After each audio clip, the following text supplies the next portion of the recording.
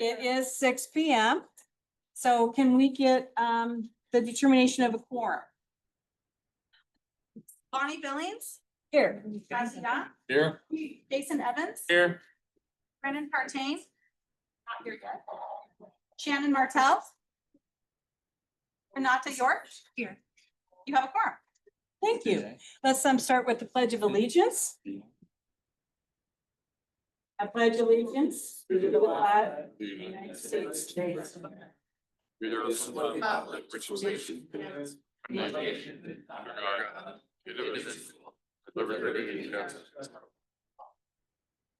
Thank you. Okay, my goal is to always try to get us out of here by 7:30 or before. And we have two speakers tonight, so I might have to be rude and say, okay, next speaker, but hopefully I won't be too rude. But anyway, let's start with general public comment. We have Janet Butcher.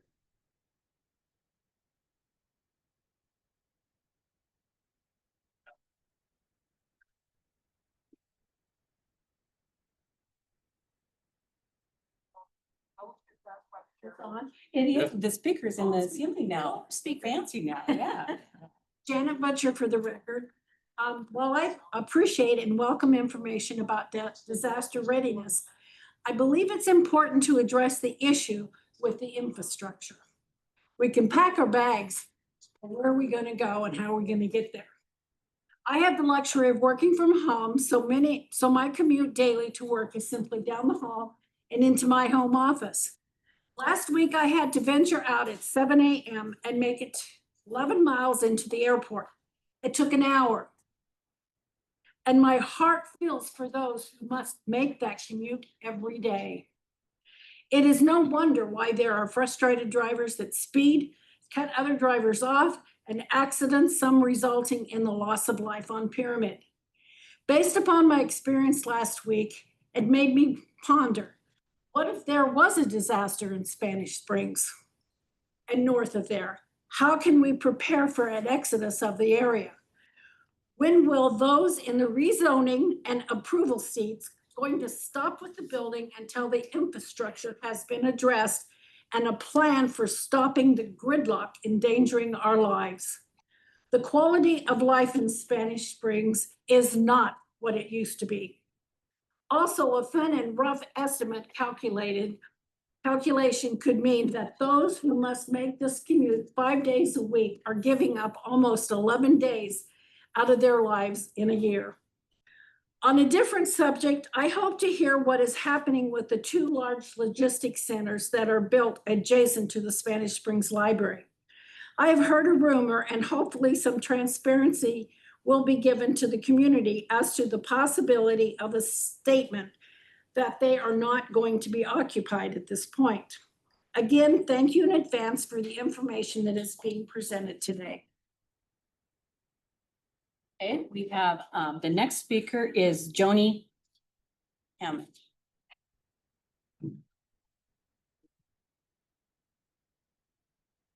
Good evening, I'm Joni Hammond. I wanted to bring attention to a new group that is called Our Community Talk Lunch. Meets on the third Monday of the month. And this month, September 15th, it meets at the Elks. It meets at the Elks every time. You don't have to be an Elks member to go. The lunch is $25. But the most important thing I wanted to announce here tonight is our featured speaker this month is Kate Thomas, which is the interim county manager. So you might want to come and bring your really tough questions for her, because I think it's a good time to get information out to the community. I have a few flyers and I'll leave them at the front if that's okay. Thank you. Okay, the next on the agenda is to approve the minutes for the meeting from July 2nd. I moved that they get for approval. Second. Any nays or yays? All in favor, say. So it was Bradley Young that moved and Jason Evans second. Yes, yes. Okay, next we have, let's welcome our public safety update. So who wants to go first, Fire or Sheriff? Sheriff, okay.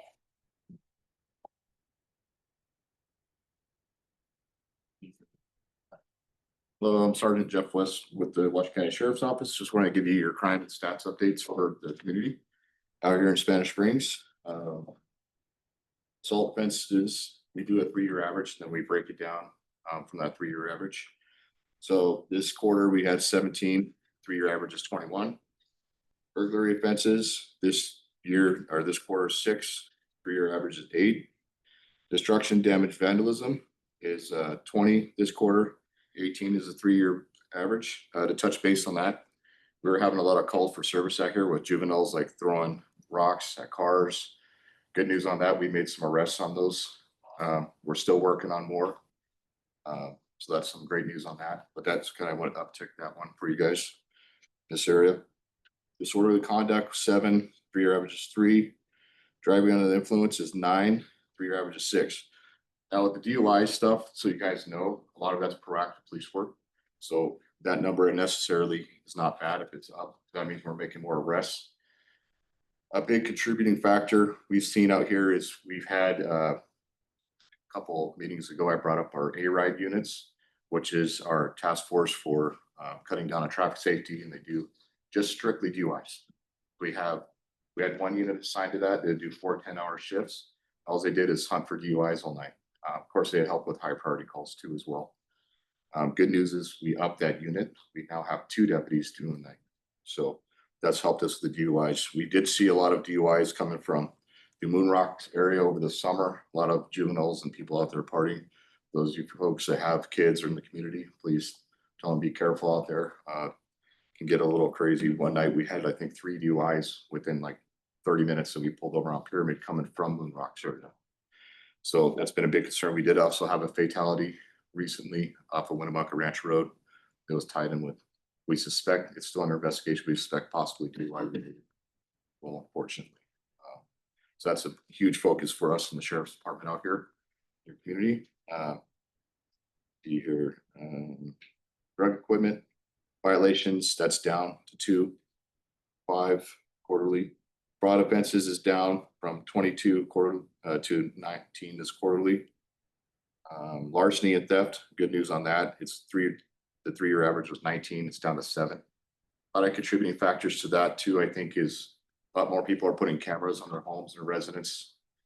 So we used to have a lot more people that go around during the summertime, especially pop doors and then go into vehicles and steal.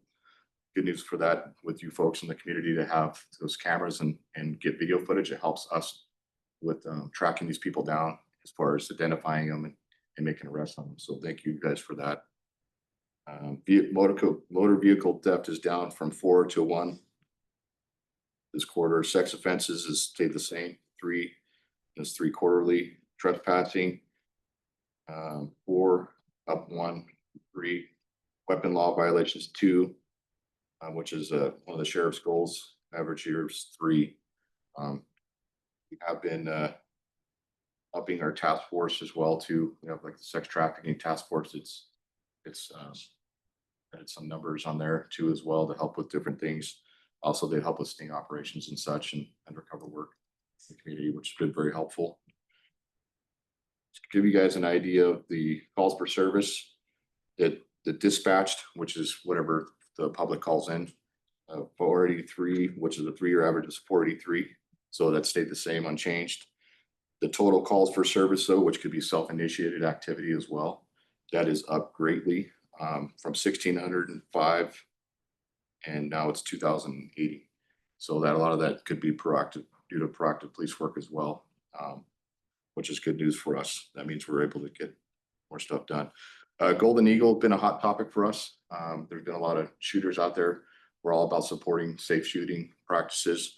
Do say, not to still fire thunder, but bring fire safety with you when you go out target shooting. You know, accidents do happen. Some people will bring explosives out in the desert and shoot them as well. We have the congestive map that shows on the Washoe County Sheriff's Office site that shows where it's safe to shoot. Golden Eagle, a lot of people are under perception that you can just go right past the park there in the street right there. And we've had a couple of fires from that incidents out there with related to target shooting is what's suspected. Probably touch more on that, but the sheriff's office is directed right now to cite everyone that's in that area that's not shooting inside the congested area. So we've been issuing a lot of citations. We have sheriff also has directed to add additional shifts to just enforcing infractions out there for target shooters aren't shooting in the proper areas. So this weekend it starts. We have deputies assigned on overtime that will be out there enforcing target shooting. All I have for your quarterly updates. Does anybody have Well, questions? Thank you. Okay. Yeah, thank you very much. If you don't Thanks, mind Rob. staying just a few minutes Yeah, after, absolutely. because if any of you do have a question, he'll be in the back of the room and you can maybe go ask him a Happy question. to answer any. Thank All you. right. Okay, and I think the fire, he just ran out the door. After a fire. I'm thinking. He's still running. Yeah, he might be. I'm not sure. Huh?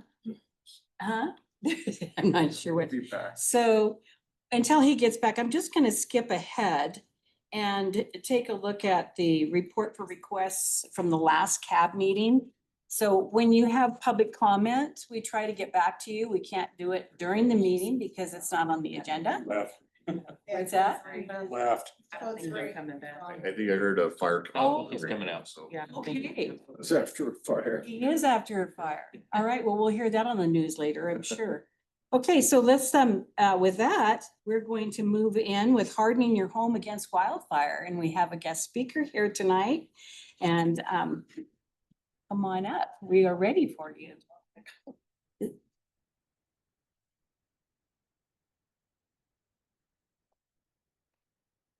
Michaela. Michaela. Michaela. Hi, everyone. So I am Michaela Truslove, and I work with UNR Extension's Living with Fire program. And so we teach homeowners, community members, other folks about preparing for wildfire. So we're just going to run through this real quick, and I just want to point you to, there are two guides back here, one for home hardening, one for defensible space.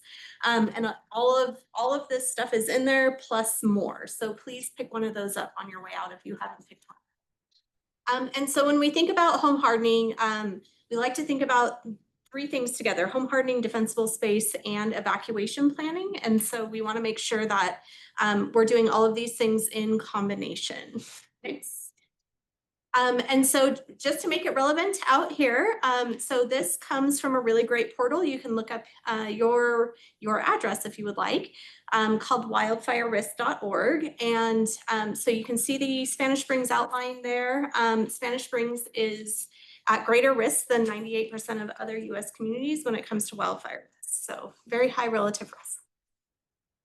And so we know from fires that have happened that major factors of home loss are because folks have a lack of defensible space.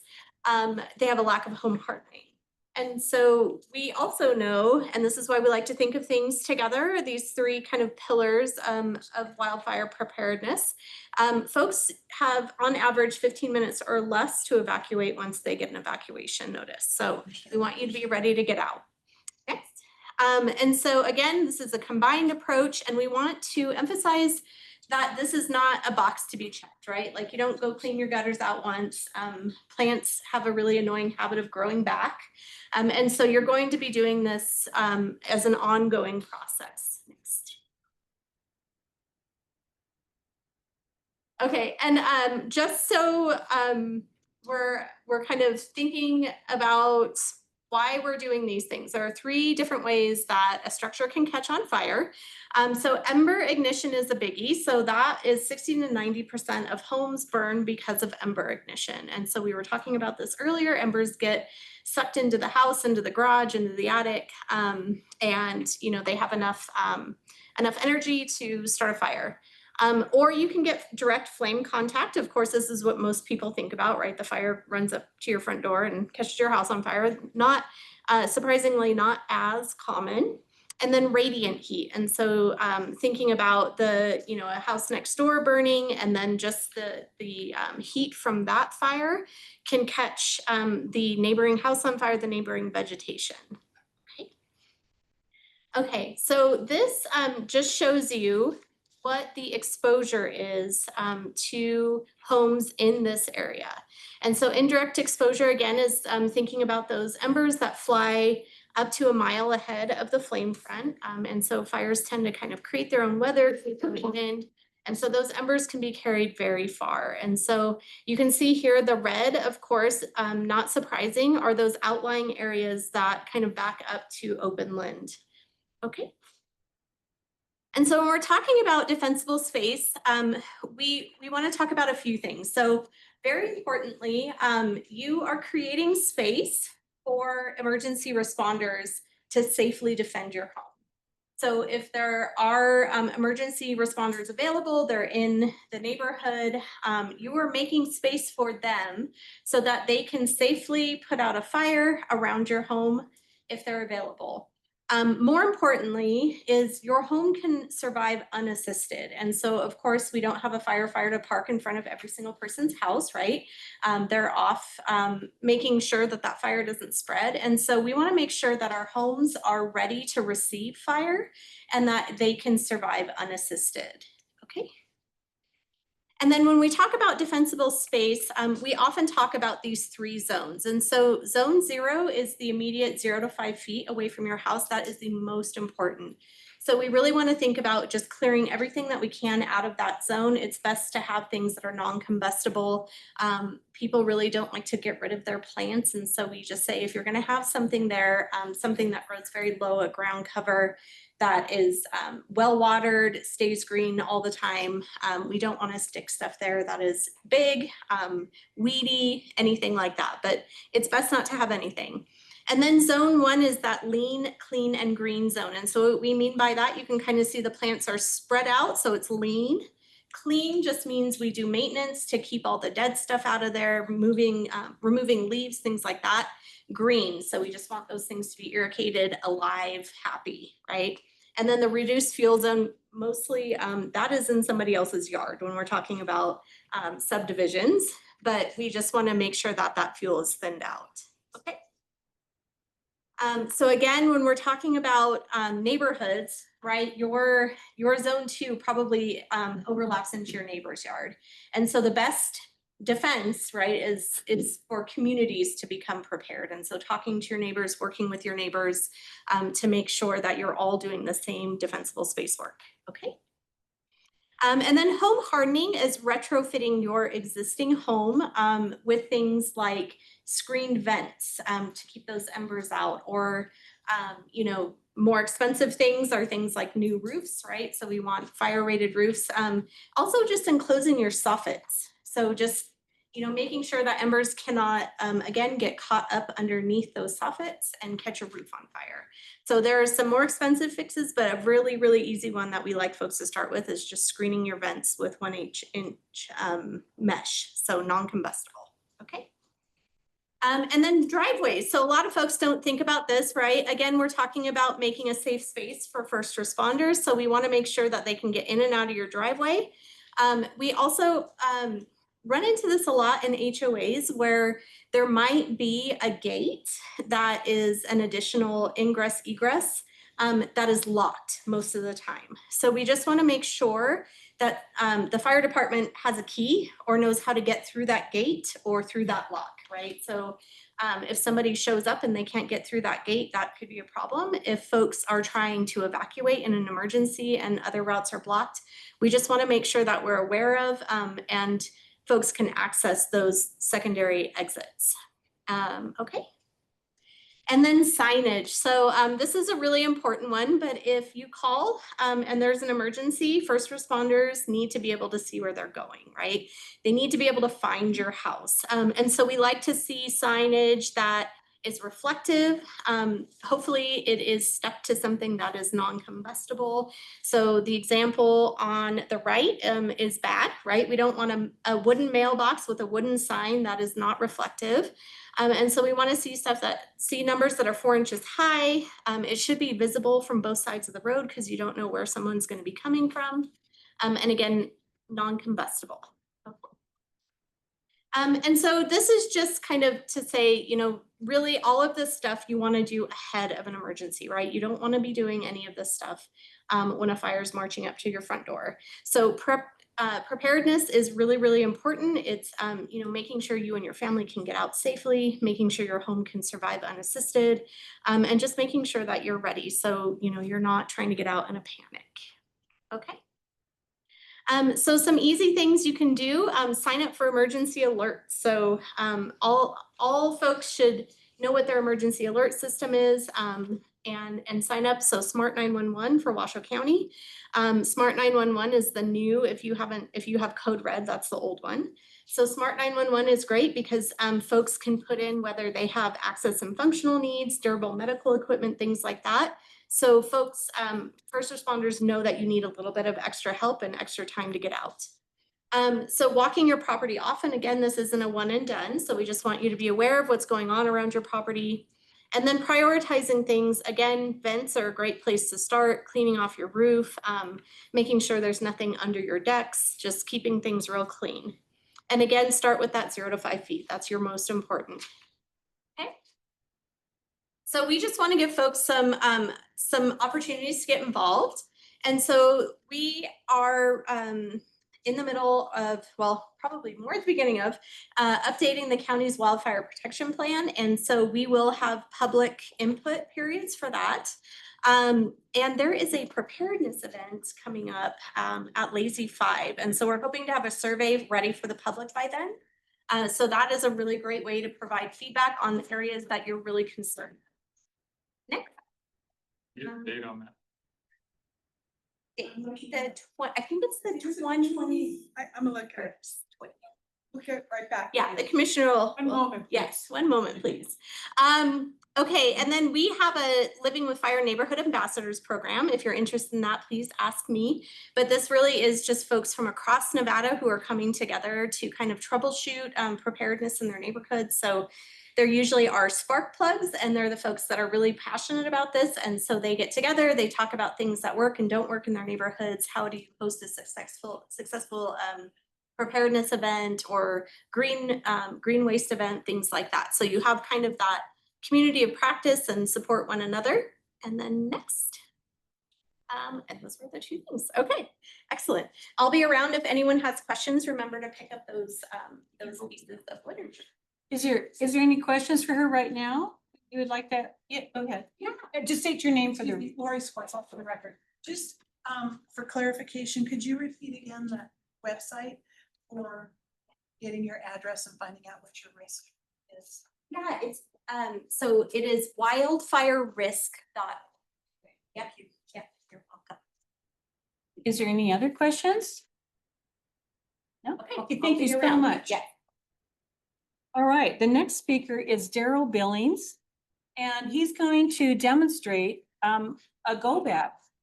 But before we get started, I was hoping that I could get some help from the other board members to pass out. Let's get ready. This little thing, make sure everybody has one of these. Madam Chair, Yes, may I just, while everyone's getting ready, the emergency preparedness at Lazy 5 is on Saturday, September 20th at 9 a.m. Saturday, September 20th at 9 a.m. Okay, everyone's invited. Tell everyone. And Mr. Billings, do you want to use this table to? No, I'll be okay. You'll be okay? It's not a Sunday. No. It's not.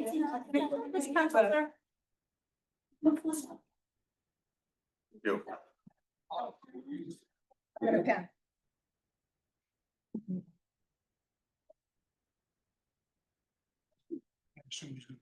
So I think, should we get started? Yes. Okay, so your first slide is coming up. Yep. Hi, my name's Daryl Billings. I'm with Washoe County Search and Rescue. We do a lot of the home evacuations in the event of fires. And that's one of our big jobs that we do. We're the people usually knocking on your door, asking you to vacate your premises. And we're doing it for your best benefit, right? When we do that, we want to give you more than just that. We want to give you the contents of a good go bag. I know they're online and it's in the back of this slide deck that we're doing, but you have a handout. So if you didn't have a go bag, and I told you, please go in the next 10 minutes, write on the list right there of what you would grab in your home that you think you would need to survive for the next 72 hours. And also think about this, in the event that something catastrophic happened and you couldn't go back to your home for a week, a month, or maybe never, what are the key items that you wish you would have gotten out of your house? And I'll tell you why that's important when we get there. Okay, just take a couple minutes and fill that sheet out for me and figure out what do you think is important to grab when people come knock on the door and say, hey, we'd like you to evacuate because the fire's 2 blocks over and we've got 30 to 40-mile-an-hour winds. Sergeant's looking at me like, I've done this.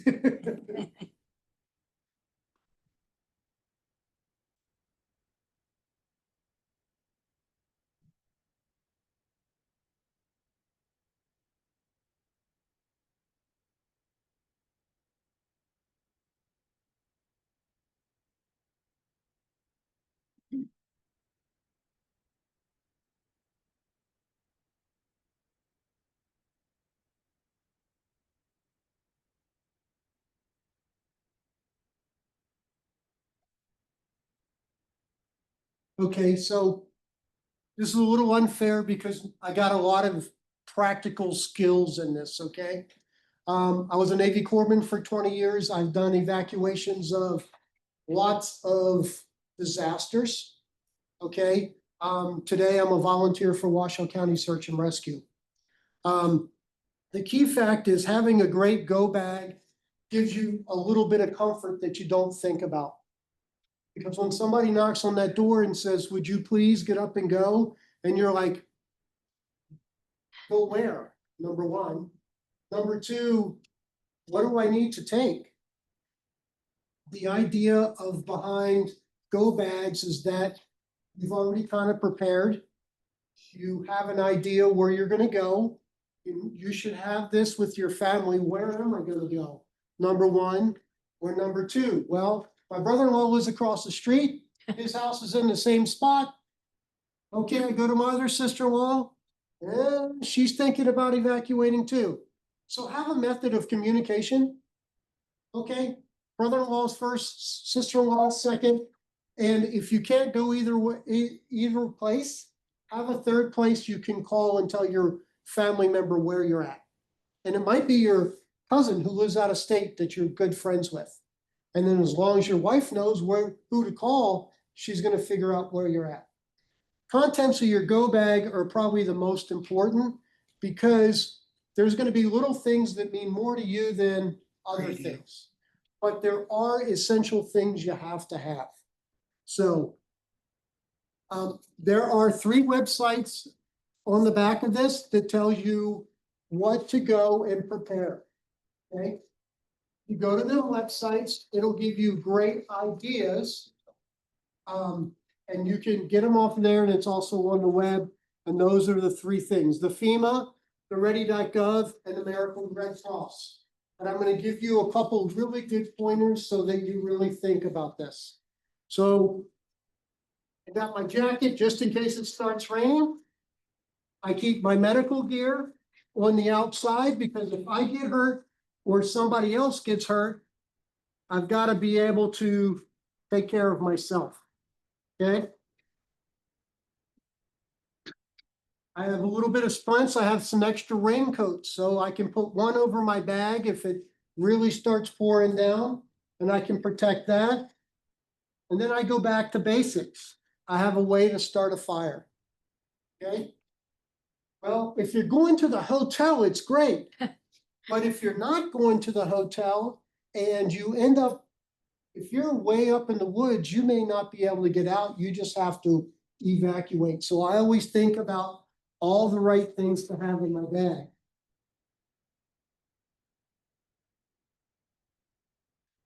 Okay, I got some pen and pencils. I got a big felt pen. I can always write on the mailbox where I went. or I can leave a note. Okay, and of course, I got a deck of cards and piece of paper because I like to beat my wife and playing cards, and that'll take her mind off the rest of this.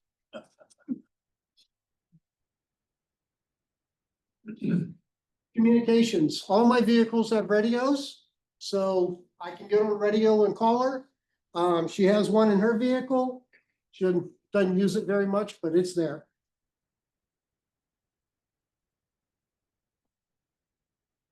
Okay. Number one important thing, know what's going on. Okay, a good radio, it has, get some sunlight, it'll charge. I got spare batteries in here, so I'm not worried about it. How do you know what channel to turn to? Just any FM or AM station that you can get will give you updates, Okay. okay? Dog food for the dogs. My little toothbrush, a little bit of emergency, paper. Now, I'm an old style military guy, so I have a poncho liner and I have a poncho. I can put those, and if you make a taco shell with the two, you'll stay pretty warm all night. I slept in this in Mount Rose in about 20-degree weather. Change your clothes, hat and gloves. Now, men, I know you're good at carrying your pocket knives, but ladies, if you usually don't keep a knife in your purse, make sure you have one in your go bag, because if you have to open your food and it's in dehydrated stuff, you want to be able to open them packages and not really struggle with it. Hand wipes, mouth covering, right? All the ash is coming down. You don't want to be breathing that in. Some good hand wipes will take care of you. And a source for clean water. So if I'm in an area where I can't really get drinking water, even though you want to take a couple bottles in your pack, after a while, you're going to run out. This is one of the best ones. I like it because if you get dirty water, turn the filter up and you can drink out of the other side and it'll clean the water for you. Okay, has a life straw, has just about everything you would need. What's that called, or where do you get it? All the stores around here sell it. You can get it at Shields.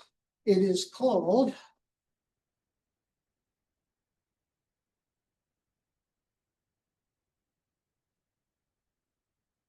Squeeze Water Filtration System.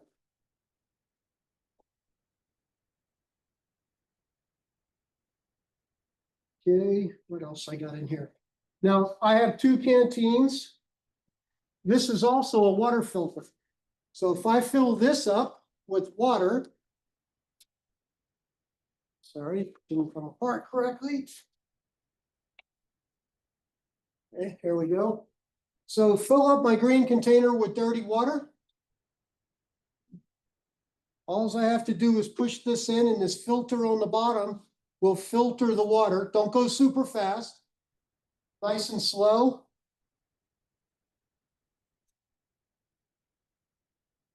And now you can just drink straight out of this and you don't have to do anything else.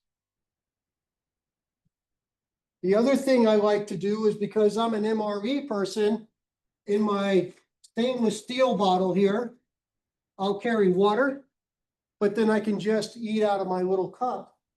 Put my MREs in there, have a little extra water to mix them up, and everything is good.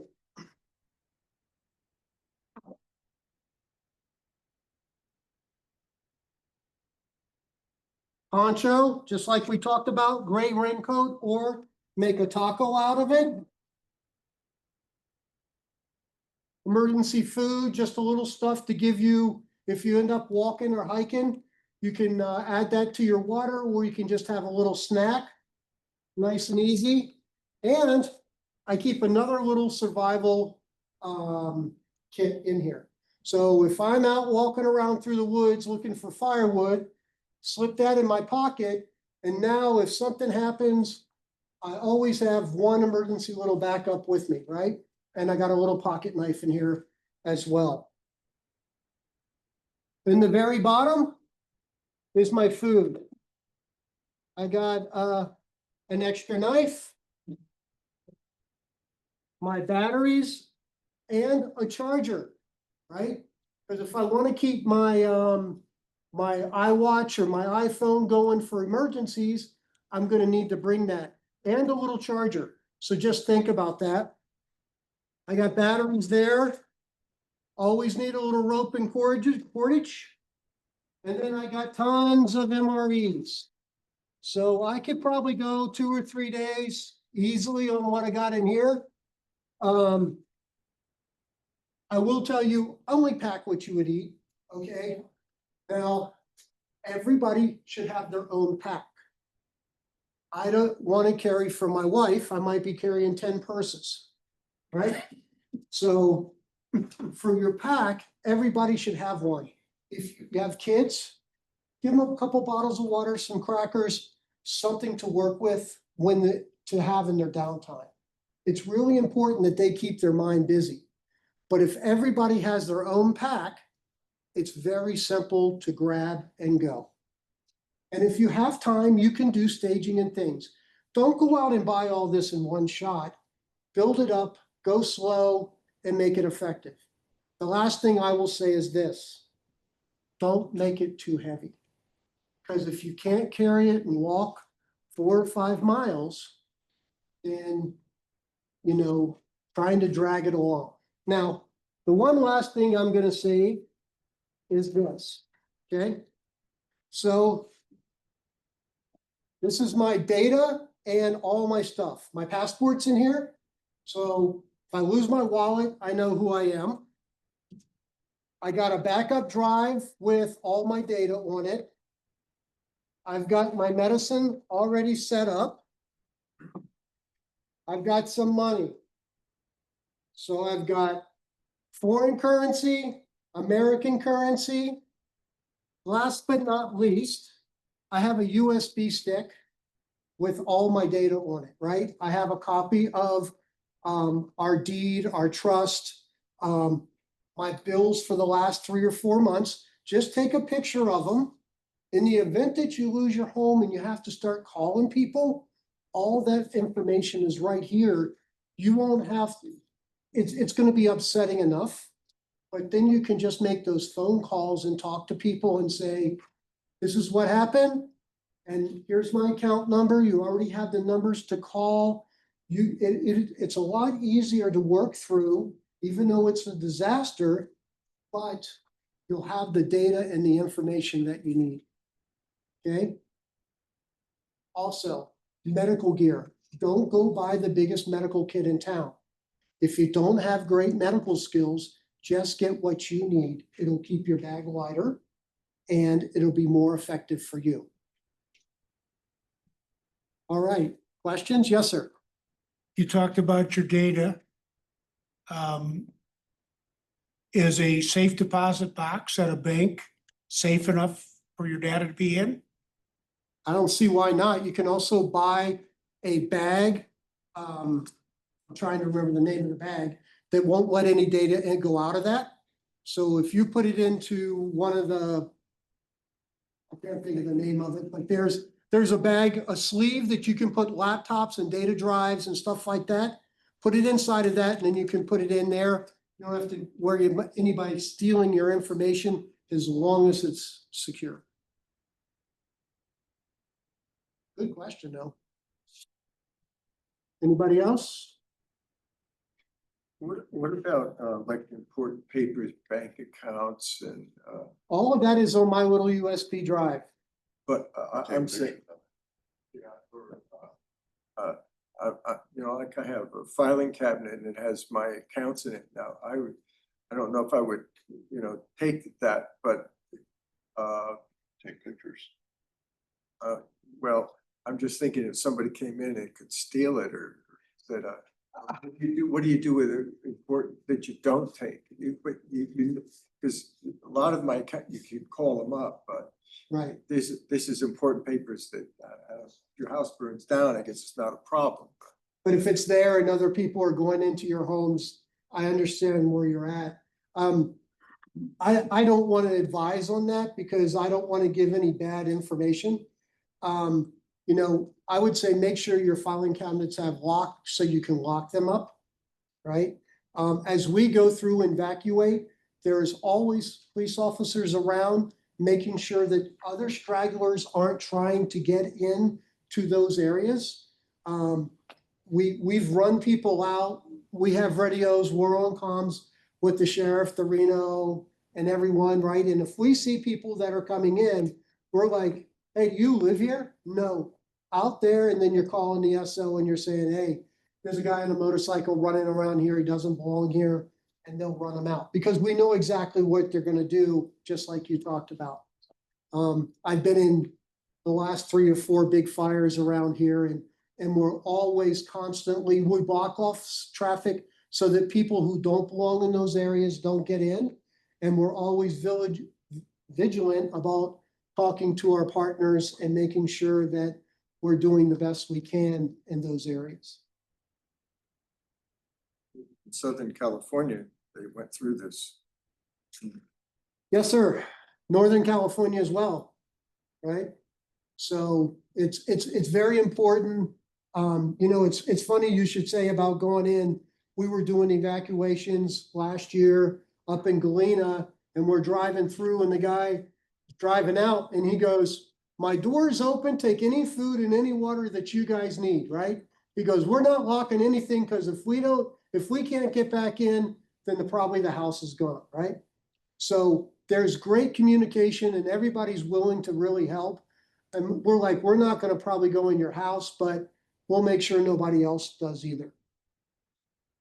It's true. Yes, ma'am. You can purchase a fire safe if you really wanted to. That is an option. And I don't know if they still do crank radios, but I think having a crank radio. is So my radio is a crank radio and it was runs on, for yeah, it does runs on Red low. Cross and me that's talking right now, just in terms of the crank radio, but I'm dating myself too. But fire safes are helpful if that's what you're wanting to protect. And it can be locked and can't carry it out and the fire, if it's rated to a certain degree, might survive depending. So if you go back and look at the fires in Northern California's, even the safes that burnt, they are, it's like $10,000 to get a safe that will survive a fire that's hot. And they're not very big, right? They're still very small. The only ones I've seen really survive is when you put a small fire safe like you're talking about into the bigger safes, and then they do pretty good, right? Other than that, I don't see a lot of them that really hold the heat. There's a couple, but like I said, they're on the super high ends of on cash. And then There are several things I hadn't thought about, so that's really great. But say, not just a fire, but any disaster, any kind of disaster. yes, ma'am, earthquake, anything. My electricity's off. I'm supposed to evacuate, but I can't evacuate because electricity's off. And I know there's a way to open the garage door without electricity.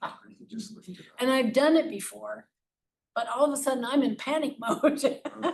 And I can't remember how to do it. So, I mean, what do you, and what if the roads are like all cracked up or whatever, what, you know? You know, everybody has to make their own personal decision when it's time to leave. I prepare all year long in different stages of different things. But now's the time to go and remember how your garage door opens, right? Also, if you think I can't get my car out because something's happened, you can always grab your bag and walk. Take your dogs. Cats are a little harder because you got to carry a crate. But all these different things, a bicycle's another option, right? Everybody has to kind of figure out what the right thing is for them because there is no one formula for everybody in this room.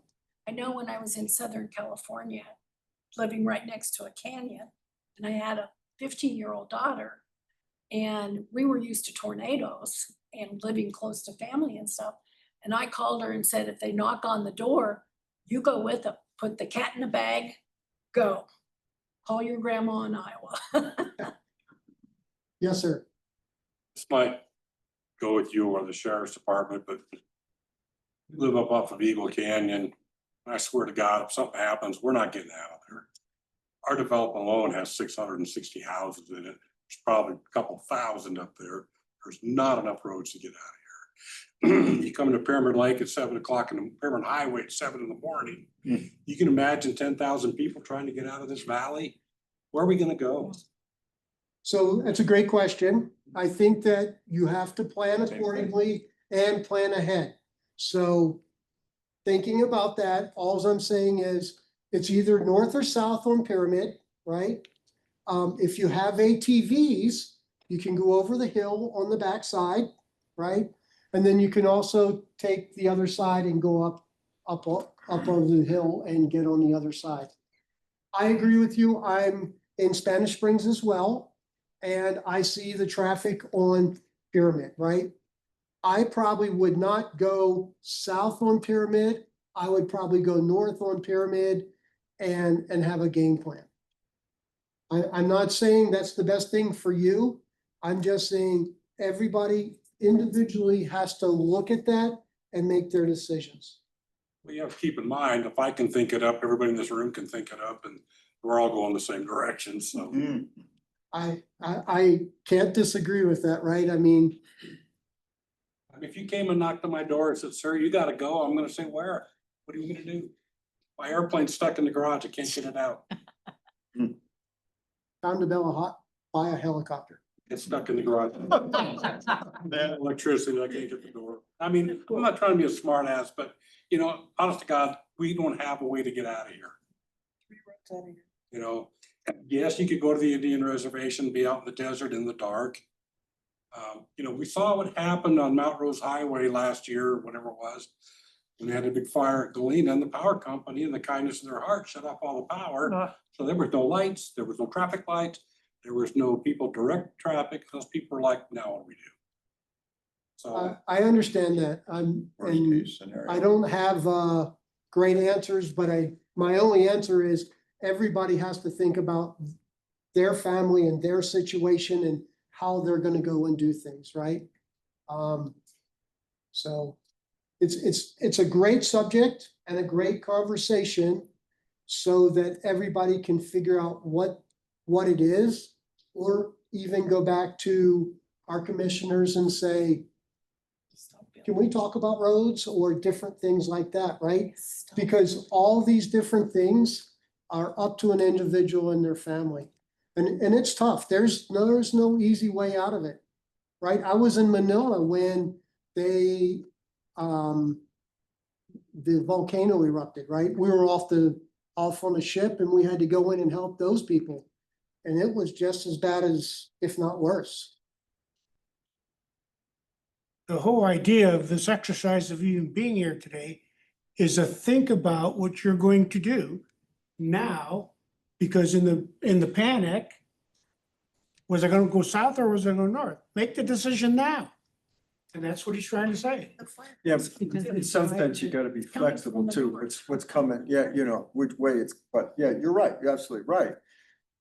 But you can even think about it. If it's coming that way, I'm gonna go this way. If it's coming that way, I'm gonna go that way. You've made the decision now. Build a kit, make a plan, stay informed. Those are the three principles of any disaster. And the reality is that Washoe County is undergoing an evacuation study. And thank you for shaking your head. You might share with everyone that this evacuation study is again underway. And Kelly Echeverria, I specifically asked if she would help to provide an evacuation sharing of what you all could think about, because I live here too. And we all care about each other. We all care about each other's lives. And the reality is that she wanted to wait until there was more information, so it could be specific to Spanish Springs. And when we spoke about it, I'll share with you what she said. She said, if we take any part of the community in Washoe County, they all have constraints. whether it's, and thank you for shaking your head, Mr. Billings, they all have constraints, whether it's Manila, whether it's Spanish Springs, whether it's Arrow Creek or Montrose, or pick a place. There are always constraints. And there are always, when you're in a disaster, that's not where everything goes as smoothly as one would like. And you're depending on professionals like you and others to help guide us out. And in most cases, especially with defensible space and with having everything in your house as protected as possible, they may actually have you stay in place and they may want you to stay in place. So emergencies aren't always evacuation. So I think I'd just like to add that piece too. Two real quick things. If you're electronic watch guy like Apple Watches, Google Watches, plan to have a spare watch because as soon as your battery dies, you're not gonna have a way to tell time and keep track of things. Flashlights, headlamps are probably two of the things that you're gonna wanna have around the most. And you're gonna wanna make sure you have extra batteries for them, right? Flashlights are great, but when you need both hands, the headlights are phenomenal. Okay, I think that's all I have. If anybody has any more questions or wants to talk about any of this, I'm open. Please use the back page as a guideline for your information so that you can start to build the kit the correct way. Thank you very much, Mr. Billings. And I just wanted to tell you that I know you're my husband, but what I put on my list was Daryl. Daryl? The number one thing I put on my list was Daryl. Yeah. How you gonna pack them, right? Yeah, right. Push 'em down. Well, glad we don't live in Incline or Crystal Bay. Right, Yeah. yes, Trying to but thank think you of a very much. Faraday bag, a Faraday bag. Faraday bag, that's the word I couldn't remember. A Faraday bag, if you put the electronics in it, it cannot be cracked, only if I have direct access by taking it out. Thank you. All right, thank you very much. Excellent. Appreciate that. Also appreciate the wildfire. So on CAB meetings, when you have public, submit comments on the record, we can't discuss those because they're not on the agenda. So what we like to do, and this came from our CAB members, that we would report on what came up last time. So at the July CAB, there was a gentleman that was taking a video at the meeting. And so a request came in asking who was he? And this gentleman is from So Productions, and he was taking video of the CAB meeting for possible use of promotion of CABs in the future. And specifically for the state of county event on September 2nd. CABs will be highlighted as an example of community involvement. So that's what was going on at that July meeting. Okay, so now the next thing on the agenda is the Neighborhood Development Hub and other engagement opportunities. So Candy? Good evening, everyone. My name is Candy Ramos. I'm with Washoe County. And I just like to share with you each month how to find information on how you can get involved, whether that be providing input at neighborhood development meetings or how you can potentially apply to be on a board or commission. So I like to bring people to the washoecounty.gov webpage. So if you go to washoecounty.gov and you look for neighborhood developer meeting, so there's just a really handy search on the homepage. You will find neighborhood meetings here. And this is how you can find out if there's anything coming up in the Spanish Springs area. It will take you to a third-party webpage. And we just like to show this each month so you can see if there's anything coming up. There's both a map opportunity to see what's going on in our community, and then also listing by alphabetical order. And if there's anything coming up in the near future. There does not look to be any upcoming events at all. So there's really not a lot in the way of development in Washoe County right now. So some people love to hear that. So if you ever do want to know what's going on, please feel free to do what I just told you to do.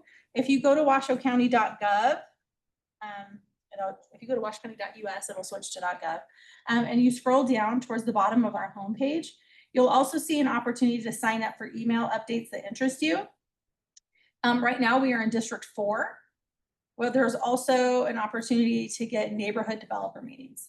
So if you signed up for any of those, citizen involvement, we like to send the event, if there is a neighborhood developer meeting coming up, we send it to both the district list that the developer meeting will be within, as well as that neighborhood developer meeting list.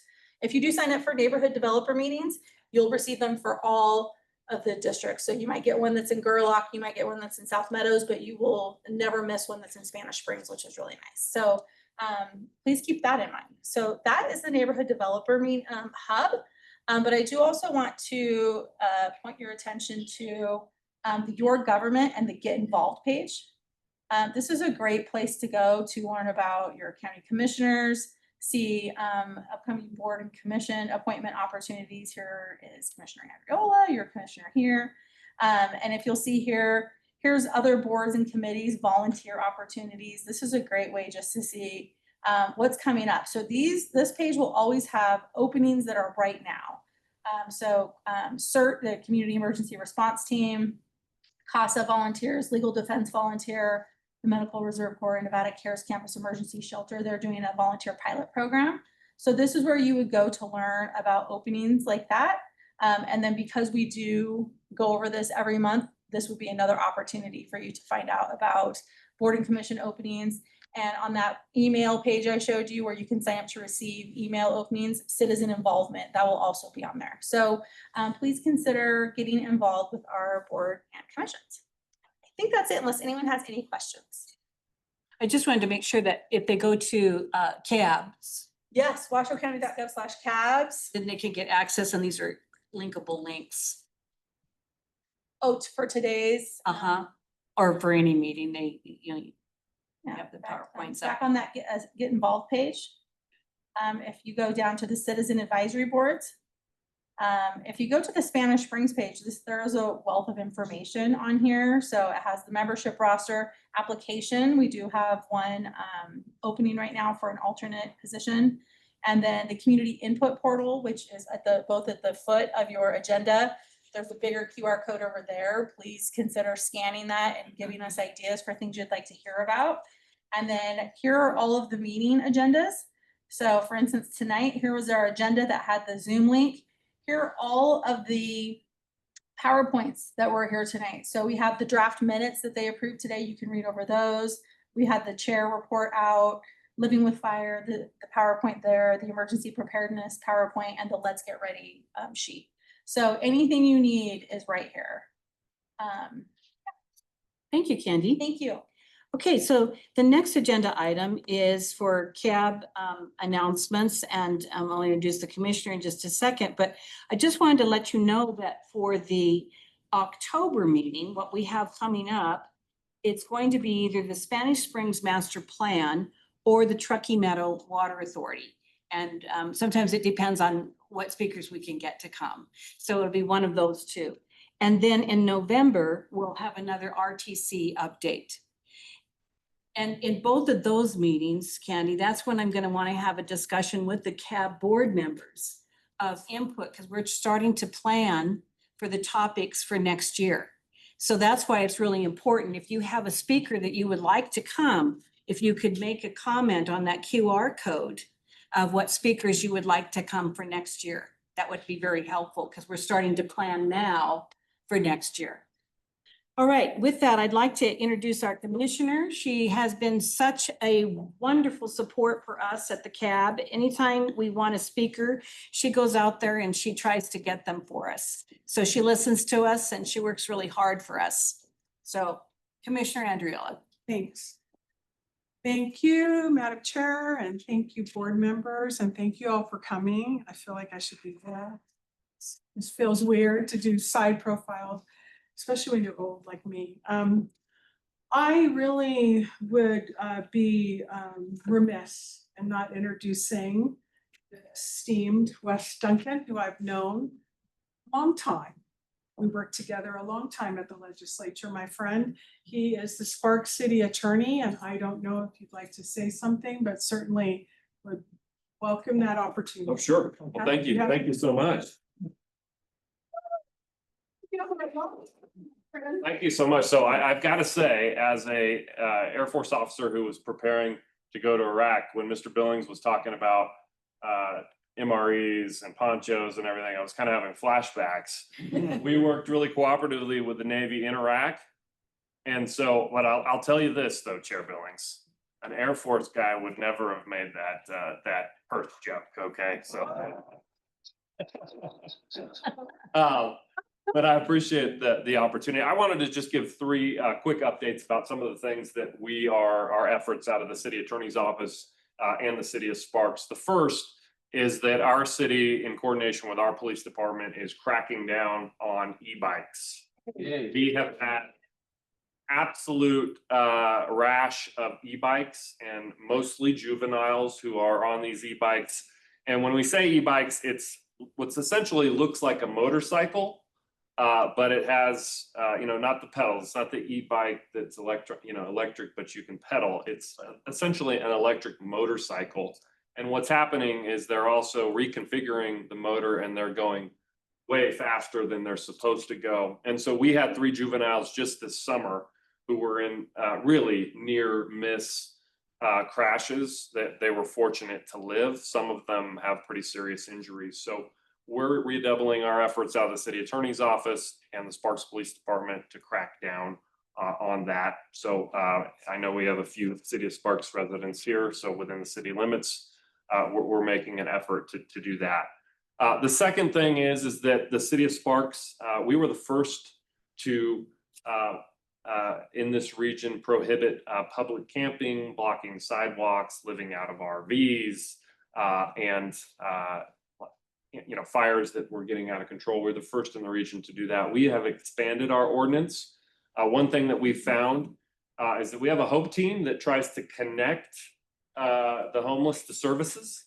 But at the same time, we are always going to enforce the law, especially when the actions of a resistant homeless population are impacting public health and public safety. So we just recently expanded our ordinance to include the Sparks Marina public parking lots that we were seeing more activity in there.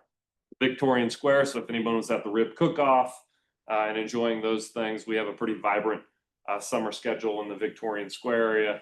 We did that as well as expanding it in public parks. So we want to ensure that we are protecting our residents, protecting our businesses, and the city of Sparks will be active, and we continue to do that. Just today, I'd like to raise the awareness as well.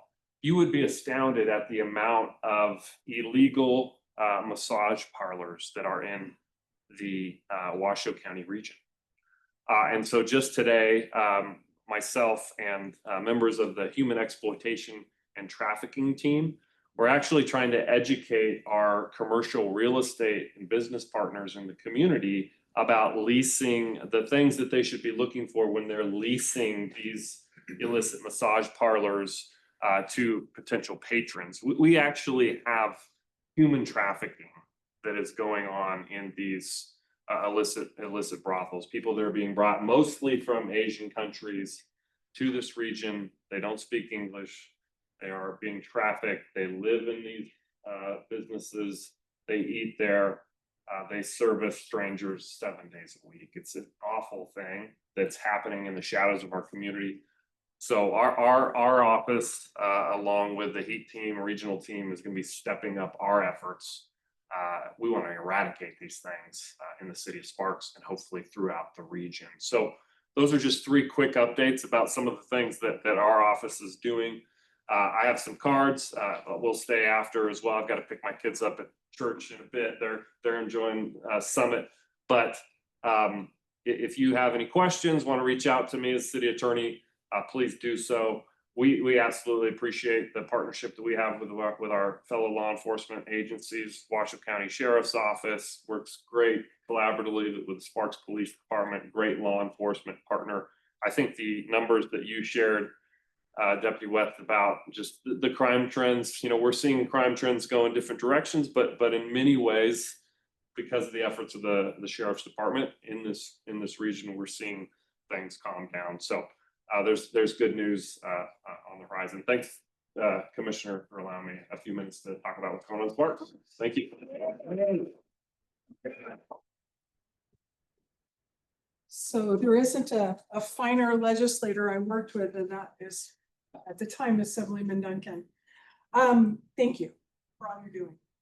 I just want to expand a little bit about what City Attorney spoke about. I have really taken it upon myself to go firsthand and do ride-along. So for instance, riding along with the Hope Team with the City of Sparks.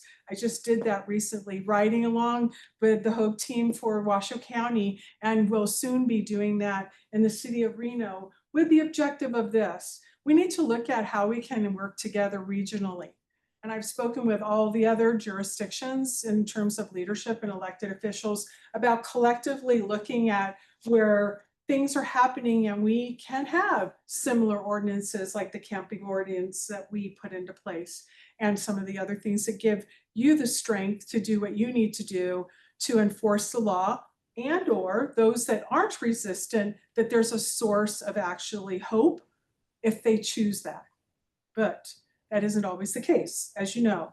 And so I think that there's an opportunity, as we're all looking at budget constraints, to consolidate and regionalize some things that we're all doing. And I think that the opportunity in talking with some folks from the other jurisdictions are very open to that. So I'm also doing that with fire, but that's another story in terms of ride-alongs. I do want to share, if you're not aware, that the Sparks RTC just literally announced and had a ribbon cutting, if you will, or a groundbreaking would be a better way of putting it, for the expansion of Sparks Boulevard, because we do know what the traffic is like here. The regional plan for this area has been in place for 30 years. So 30 years ago or 40 years ago or however many years ago, I've been here almost 40 years, literally had projections of what our growth would be in this area. And part of that is RTC. So just to give you an example, the Sparks Boulevard project with RTC is $86 million.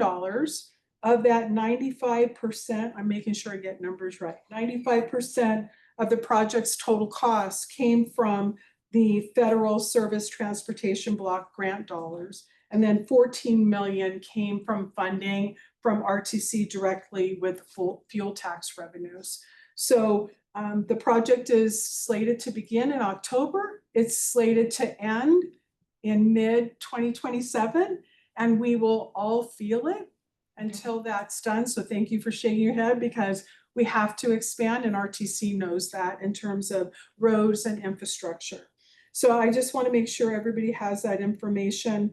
We'll all be traveling very non-busy hours, I suppose. I also want to share that on November 7th, I have been working for quite some time with veterans organizations. We're doing some things at Washoe County that are going to be coming up soon. But one of the things I am going to announce is, if you can, put November 7th on your calendar, and it's at 10 a.m. at the Sparks Senior Center, Washoe County, and the Human Services Agency. We've been working on celebrating veterans that day, and so I hope you all can attend. We're going to have some treats, some guest speakers. We're going to have a great choir, or I don't know, quartet, I guess would be a better way of putting it. So I want to make sure that you have that date on your calendar. What time? 10 a.m. 10 a.m. I believe it's 10 a.m. And other than that, we are going to be looking at, well, let me dispel something. When I came in, and everybody was so nice to say hello, and hello again to everybody if I didn't get a chance to say hello. But if I hear this rumor one more time, I'm going to take a pin and put it in my eye. It is a rumor Rumors are not facts. Here's the fact. Cabs are not going away. Cabs are not going away. Spanish Springs Cab, in my opinion, is one of what I would consider the most active and has a great board and great leadership, great people who come. We are not going away. There's a lot of things when I first got here that I wanted to put into place, and we're looking at moving into that direction possibly. So more to come on that. So if anyone's telling you that cabs are going away, you're welcome to give them my phone number, 775-444-5185. And I will say on the record, cabs are not going away. The juice is worth every squeeze. We are not going away. This is the closest that we can get to providing you with information, just like the evacuation information. Yes, I'm aware of the traffic, and yes, I'm aware of all of us in the concern of evacuation, which is why I spoke with Kelly, who's in charge of that. And so we're hoping to have that. Tumwa, I hope, will be the next entity to come and talk about some of the water, some of the projects. You may have seen or heard, for instance, with the flash flooding that occurred with all the rain that came down in a really heavy way, that you may have seen the notice from Tumwa. The first notice from Tumwa was, could you please essentially curtail your watering? The next notice from Tumwa was, anybody guess? Nobody saw it? Well, the next notice was no watering at all. And there were some responses I got, that's why we shouldn't be doing anything because there's no water. That's not exactly the case. Let me tell you the facts. The facts are, when the water comes in like that, and that fast and that muddy, it has to go through the filter. Thank you for agreeing with this. It has to go through the filter, and we need to, essentially, Tumwa needs to stop us watering because we're blessed in Northern Nevada. We're blessed with having a lot of water here. And again, I've been here almost 40 years, and being in this position, I learned how much water we have. I'm now the chair of Tumwa, and I really am becoming very familiar with how much water we have. But the reality is when you have, I'll use the term muddy water or turbidity, you have to let things settle because it clogs things up. So I would just say that that seemed to be a sentiment that I saw of people thinking that Tumwa was asking that the water stop because we didn't have enough water. No, we needed to have the flow of water be debris free, if you want to call it that. So I just wanted to add those couple pieces. I'm really excited to have Tumwa here. I hope you use the QR code to give us feedback. I think that there'll be some other engaging opportunities that we'll see in future meetings to actually hear exactly what you want to hear about so that we can deliver what's going to help us be a great community. And that's what we are, a great community. So thank you so much for your time. Thank you for Mr. Billings, because I think everybody needs your address, because that's the first thing I thought about. Is if it's an emergency, I think I know where you live. I'm going straight to the Billings. Kidding, I wouldn't do that. But I do think the information is important. We don't think about those things when you're in an emergency.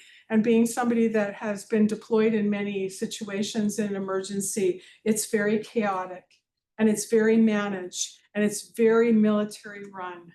So the people who are in charge really do know what they're doing in the event of emergency because they're the trained professionals. And you know what this month is to end this note? This month is National Preparedness Month. So thank you so much for being so prepared. And I hope everybody goes home tonight and makes their go kit with their crank radio that I still have from my Red Cross days. Thank you so much for coming, and thank you so much for all you do and all of you. So thank you. Thank you very much, and thank you, Mr. Pumpkin.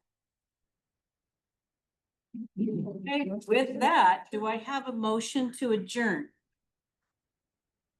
Take the motion to adjourn? I'll second. All in favor? Aye. We adjourn now at 7:15. He's gonna need 2 minutes to put his goal back. Oh, I know, I know. I thought to think of as he's pulling everything out, I'm like, man, he's gotta like pack all that. That guy, All right. I can tell you Been at that. 19 years. In the bags off. Oh, you were, okay. You're around, dude. Okay. Yeah, Falconberry in England. Nice. All right. Okay, yeah. All right, I just know it's well packed. Yeah. I know that. Mine's not that. And I, Mine is very well. yeah, yeah. My wife is in too. We,